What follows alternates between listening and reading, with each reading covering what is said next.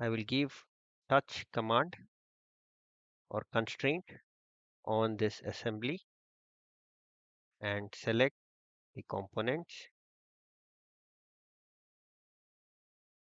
apply,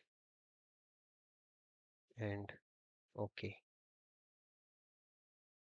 Let us now understand the auto align constraint.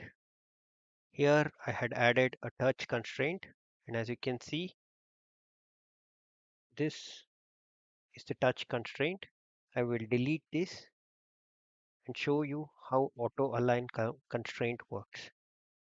We are going to select auto align constraint. We are going to select the two objects that need to be aligned, and as you can see, the component has aligned itself. Click close to exit.